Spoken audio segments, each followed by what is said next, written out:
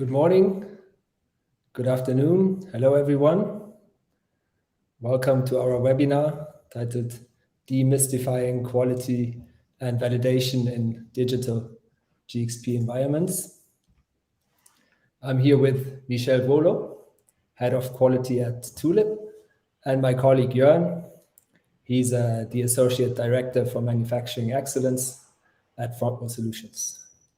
Michel has over 24 years of experience in the biopharmaceutical and medical device industries in many different roles, ranging from QC laboratory, engineering technical support, quality assurance, to computerized systems compliance. And Jörn has over 15 years of experience in large-scale MES deployments and production and quality process optimizations under GXP regulations in companies like Schott, Fresenius, and AbbVie. And at Frontwell, he leads many of our large Tulip implementations for pharma and biotech customers. My name is Paul. I'm responsible for commercial excellence and sales at Frontwell Solutions, and I will be your moderator today. The reason we are here today is to speak about validation in the digital era, specifically with regards to platform-type solutions such as Tulip. These terms, validation, digital era, they can mean many different things depending on who you ask. So we created this format with our experts, Michel and Jörn, to give you an opportunity to understand the trends, ask your questions, and hopefully gain some clarity. So we'll start with a quick intro asking, what is the digital era? What do we mean when we say platforms, apps, modular approaches, agility, human-centric solutions, etc.? We will then dive a bit deeper into the topic of validation in this digital era, which strategies are available to the industry to potentially facilitate validation with this emerging technology. And of course, we'll also talk about maintaining the validated state, lifecycle management, governance for flexible platform solutions and these apps, especially in GXP environments. If you have a question, please type it into the Q&A box. I will make sure to monitor that box and read out the questions to Jörn and Michel to have them answered. And of course, this session will be recorded and we will send the recording to you after the event. So, Michel, to start, in recent years, there has been a surge of interest in platform solutions, frontline operations platforms, manufacturing apps. So what I would like to ask you to set the scene maybe, is this just another hype cycle, or is there something bigger going on in the ways companies digitize nowadays? Sure. Hi. Hi, everyone. Yeah, so digital, it can mean a lot of different things to a lot of different people, like Paul had said. You want to go to the next slide, Paul? Thank you. And, you know, there's a couple aspects that I want to talk about today that just to kind of, again, get back to the word of demystifying what this really means and make it hopefully a little less scary for everyone. But data or digital really means data and human-centric, at least here at Tulip. So data is something that is now, you know, with all the new computing capabilities, is now accessible everywhere. And with all these edge computing capabilities, we're able to provide this data in locations where it's most needed, such as our frontline operators. And also, it allows for this continuous flow of information where you need it, when you need it, to allow for real-time understanding, adjustment, and decision-making. So at the end of the day, digital is really about allowing data to enable or augment our human operators. Citizen development and democratization is also sort of a mouthful, right? But with what this really means is it's allowing or putting technologies in the hands of the people who know their processes the best, who know their processes and know their everyday day-to-day problems. So citizen development is really about development from the perspective of the operators. In this, with these newer type platform capabilities and no code, this allows people to solution or solve their own problems without really knowing any code. It enables people who are typically focused on their job function to solve their problems as long as they can understand how to build a PowerPoint or slides presentation, overlaying with some logic, with if then else logic. You can design almost anything. These solutions then encourage more human-centric solutions because, again, it's the people who are working in day-to-day lives, feeling the problems, be able to solution their own problems. Also, this ownership of the engaging with the frontline operators to do these solutions also drives ownership of the process. Ownership drives engagement, and engagement increases quality. So this is a really interesting capability, and it can be very powerful given to the people who can solve their own problems. The last one here is composability. Now, composability really just means being able to have building blocks. I'm sure everyone has played with Legos before or built with Legos, but this is the same concept here, is that you're taking smaller pieces of functionality, putting them together in a way that meets your specific intended use. And so you can also implement in smaller chunks, which allows you to get to value quicker, and allows you to build onto that value in a quickly composable way. This also enables more resilience. If there's nothing we've learned in the last few years, is that resilience is something that we want to strive for. So I want to turn it over to Jorn. I know you have a lot of real live experience using these type of solutions. What can you tell us about those? Yes. Thank you, Michelle. Yes, we have implemented a couple of use cases exactly with these basic principles in mind. And these are just some examples that you see. So we are implementing individual apps on the shop floor, but it is not limited to the shop floor. So we also look at the surroundings. So a typical starting point is the digital logbooks. You see it there. This is something where you can achieve benefits very fast, and then extend it with continuous improvement, really to cover at the end more and more MES functionality. But the platforms are actually not limited to this. So all areas where people need to work in a structured way, where people are following certain workflows, and we have requirements to document what the people, the shop floor operators are doing, it's actually a perfect use case for these kind of platforms. So we have implemented a lot of examples already in the area of laboratory to augment or to extend functionality in the for the LIMS space, but even thinking further towards managing trainings and training records in the platforms that then can, of course, again, easily link back into our production execution apps. So these are just some examples. And I think also another very powerful capability is the flexibility the platform provides. So you can even think about implementing this in areas where you maybe do not have this stable processes like R&D or similar areas, where with this flexibility, you can really achieve a lot of cool stuff. So back to you, Paul. Yeah, thanks.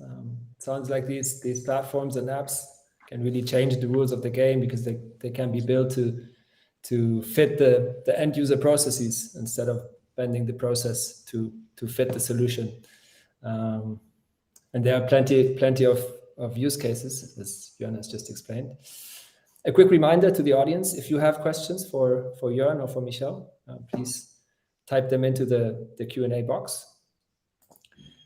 Now, in life science, we have this particular challenge, of course, when it comes to digitalization: validation, which means, as you all know, establishing documented evidence that a system consistently produces the intended results. right? This can be an extensive process, adding extra steps to already complicated software implementations. And now in the digital era, we hear a lot about risk-based validation and critical thinking. So, Michelle, if companies want to ease the documentation burden and streamline validation, which factors should they consider first and foremost? Sure. Yeah. So in talking about validation, the natural next question when trying to implement new solutions in regulated industry is how do we validate? And so we've looked at a few of these aspects, and we're trying to root ourselves in four main I would say principles or concepts that kind of already exist out there. So quality by design is obviously not new. It's been out there for a while. The most important thing here to understand is that as we try to root ourselves in a risk-based and critical thinking approach is that we want to capture or embrace all the aspects of quality by design.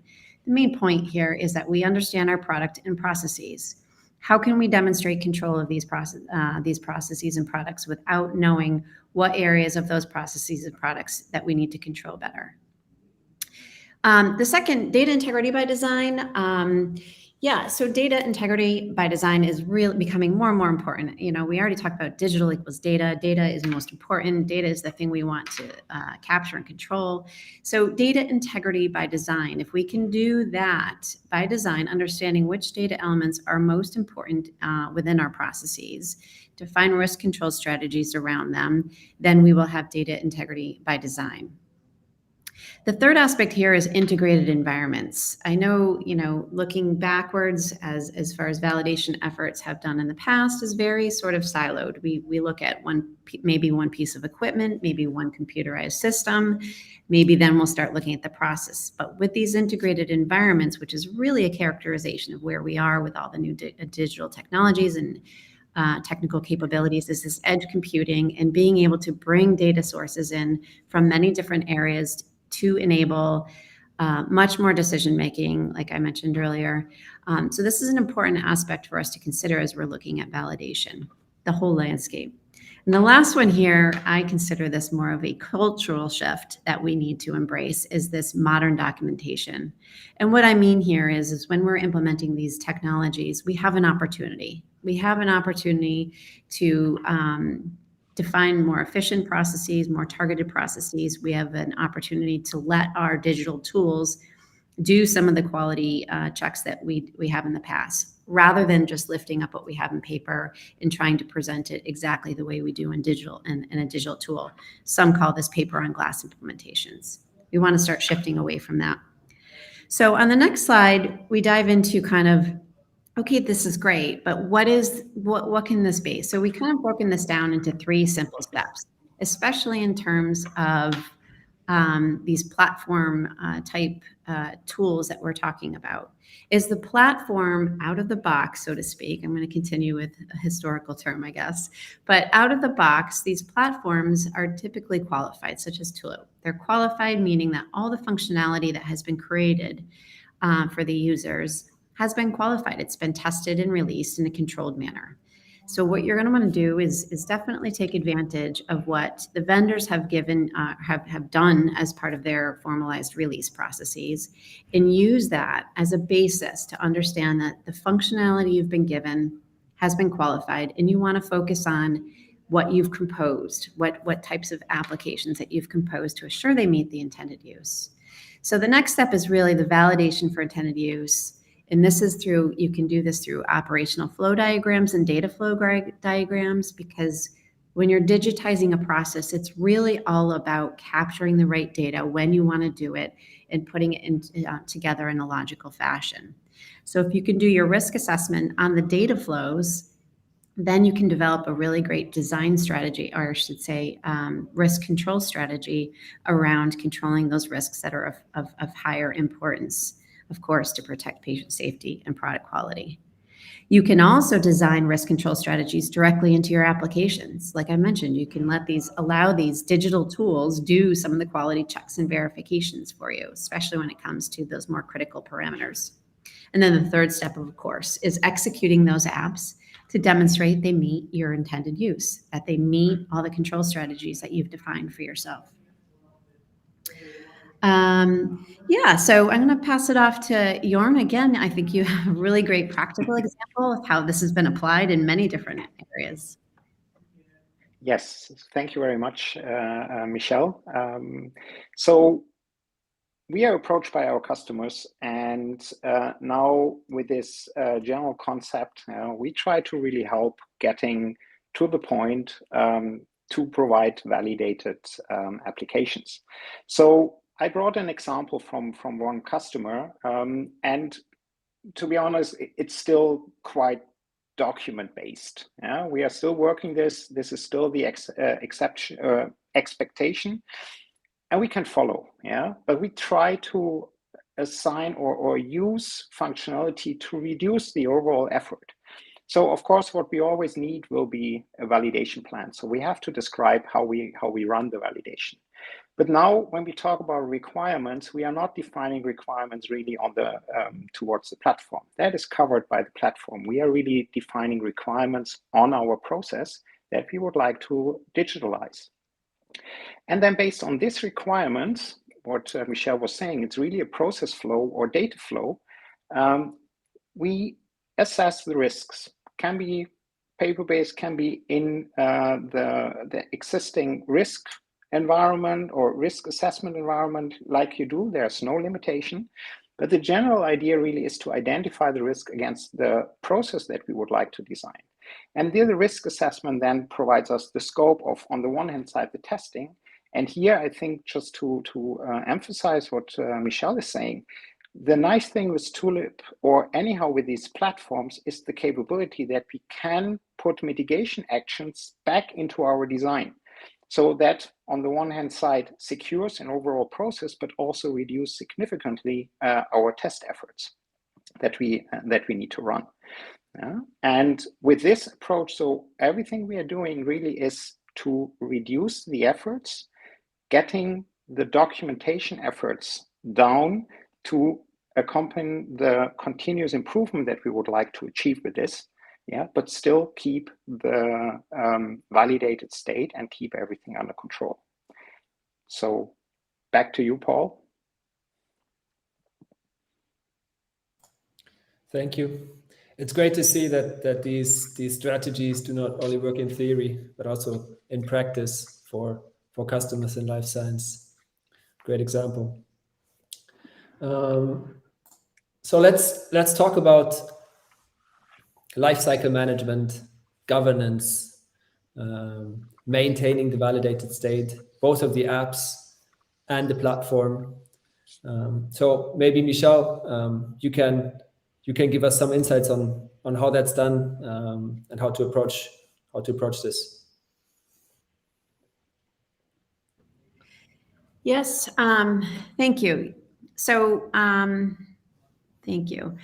When we are looking at these new technologies, we want to look at what we need to control from a validation perspective. And so what we've done is broken this down into kind of two aspects. One is life cycle of these apps, right? These composable pieces that you're putting together for each specific intended use, as well as life cycle of the platform. Now, I'm going to cover the platform first for a second, because I think this is very traditional in the way, that we're used to seeing things. This is what you would call an upgrade, right? The platform, when you are going to receive a new version, new functionality, new code, all those things. That's when you are going to receive that. That is life cycle of the platform, and will happen less often, as opposed to life cycle of the app. This is the expected intended use of this tool, of a platform type tool like Tulip.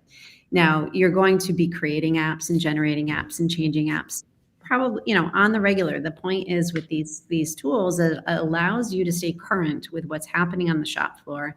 It allows you to iterate and update in a very operational and easy way. So you want to come up with a very operational way to manage that validated state on a continuous basis. And there is functionality within these tools to help you do that, to allow you to do that in a way, again, that's sustainable and effective.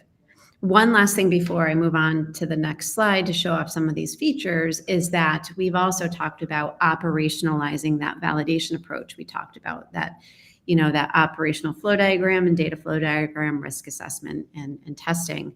You can do that through an SOP. So you're executing what I would call sort of like a standard change process, but for your validation process of the apps, because you need to be operational about it. You're still going through the same processes every time. You're still generating evidence and still being able to demonstrate continued validation for intended use. All right, let's look at some of the features that these platforms help with. So lifecycle of an app, Tulip does provide version management so that when you edit and update and change these apps, as you will do to encourage continuous improvement and change, that these versions are able to be approved. And these versions that are once approved are immutable, so that you will always have those for retention periods and being able to call up older or previous versions, just as you would a document management system. But you're also then able to edit and change a copy of that immutable version so that you can continue to improve and continue to make changes. Next slide. Yes, and so in the app change management, there's also the ability for approval types and approvers.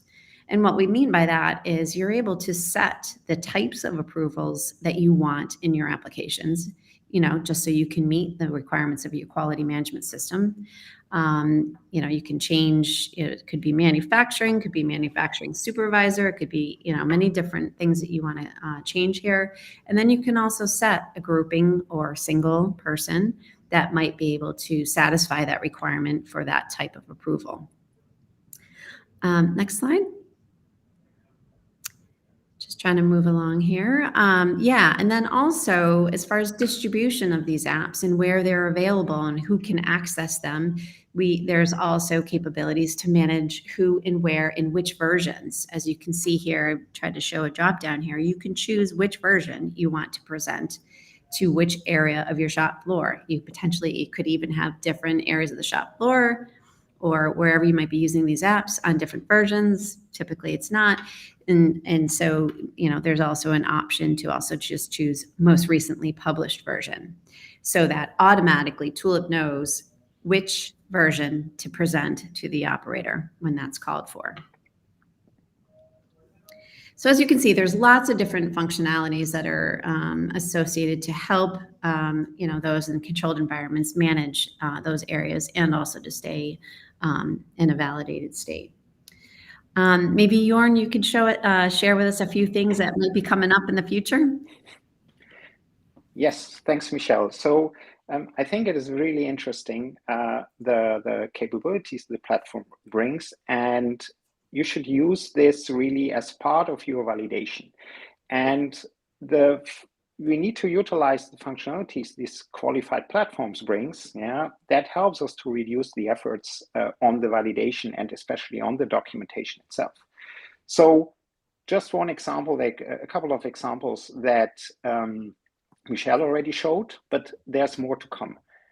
And this functionalities that are on the roadmap, coming in the next month, this is really helping to further reduce the efforts of validation. So just as an example, the version control will be extended to all different content types that we have there, not only to the apps.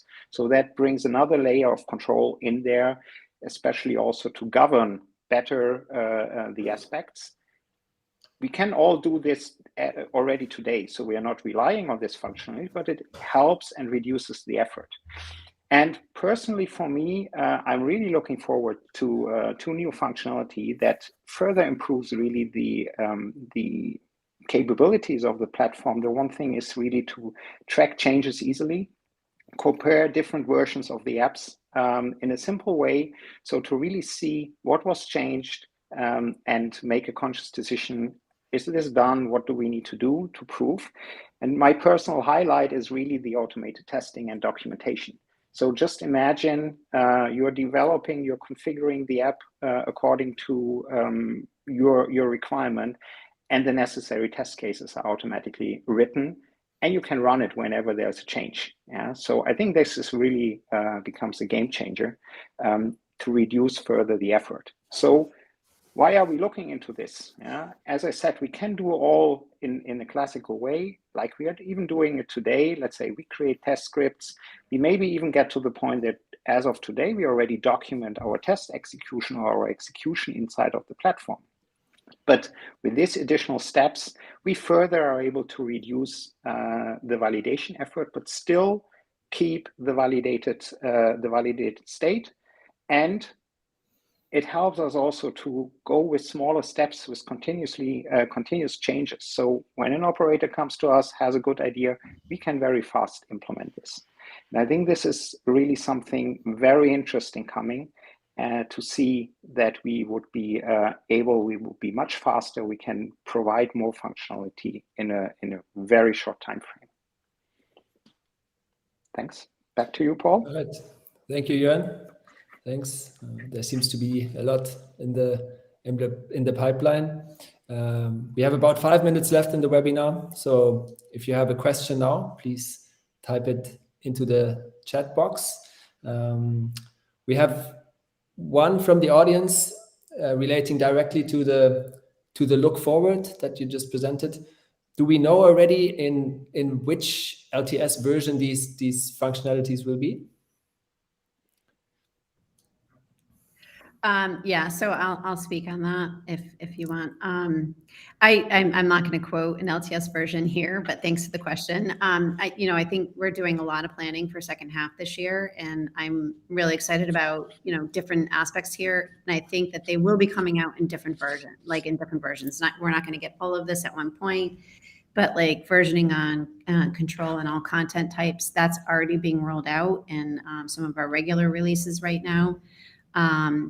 And the change logs are easily tracking changes. That's stuff that's being actively worked on right now. But we can take your name and get you real live examples from our product team when they're ready.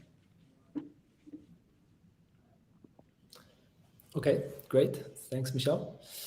Another question, which roles are required to successfully complete the validation? Which roles should be covered internally, which ones externally? Maybe Jörn, you can give some insight from your experience from the projects that you've done. Yes. So at the end, the validation and the responsibility for the validation stays with the customer. You cannot completely externalize validation efforts. But as I mentioned, the idea is to reduce the efforts on all levels. And especially when we talk about the documents or utilizing the functionality of the platform, this reduces the validation effort. And parts of this can then also be externalized and supported. But as I said, the overall responsibility stays with the quality organization. And usually what we see there, it is really an open discussion saying, okay, how much of the existing functionality, electronic documentation we can already utilize? How much does the quality organization feel comfortable with? And then we need to find the right balance, and get together into a plan to really getting more digitalized also, or digital also in our validation approaches. I don't know, Michelle, you want to add something? Yeah, sure. Oh, excuse me. So when we're talking about roles, I've been a quality professional all my career.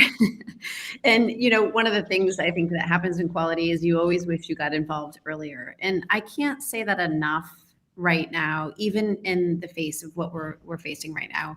If you go back to the principles that, we talked about in the validation that are much more focused on understanding process flows and data flows, and to enable good basis for risk assessment and to enable good control strategies. That requires people from not only, that understand the process, product and process knowledge, but also your quality folks who are going to be really focused on the risk mitigation activities.